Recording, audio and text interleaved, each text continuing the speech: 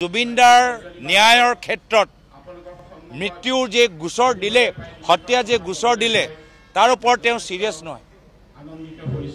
তেওঁ মুখ্যমন্ত্ৰী নিজে কৈছে যে জুবিনদাৰ হত্যা হ'ল, কিন্তু হত্যা সম্পৰ্কত আজিলৈকে মুখ্যমন্ত্ৰীজনে গুৰুত্বপূৰ্ণ তৰ্কপূৰ্ণ যুক্তিপূৰ্ণ কথাবোৰ কোৱা নাই। তাৰ বিপৰীত আকৌ কথাবোৰ বেলেগ ধৰণে ক'বলৈ আৰম্ভ কৰিছে।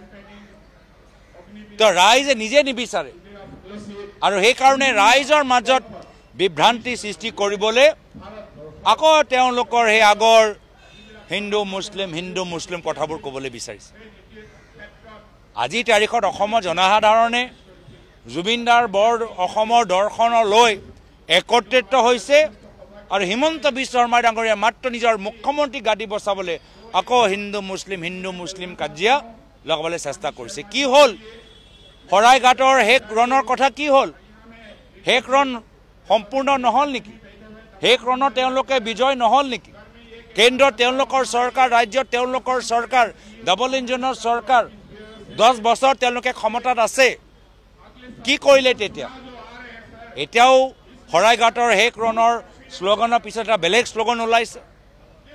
ৰাইজে সব বুজি পাইছে।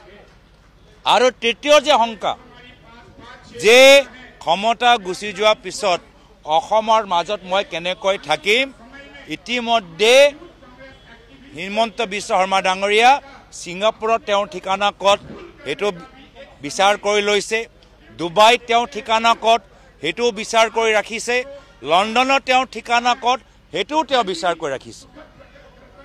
তো এনেকুৱা এটা অৱস্থা যথেষ্ট দুৰ্বল আৰু দুৰ্বল হৈ আছে মুখ্যমন্ত্ৰী হিমন্ত বিশ্ব শৰ্মা ডাঙৰীয়া, যথেষ্ট শংকাত আছে। আৰু ৰাইজে ইতিমধ্যে বিচাৰিছে যে অসমৰ ৰাইজে ভোট দিয়ক। অসমৰ ৰাইজে যদি ভোট দিয়ে কংগ্ৰেছৰ নেতৃত্ব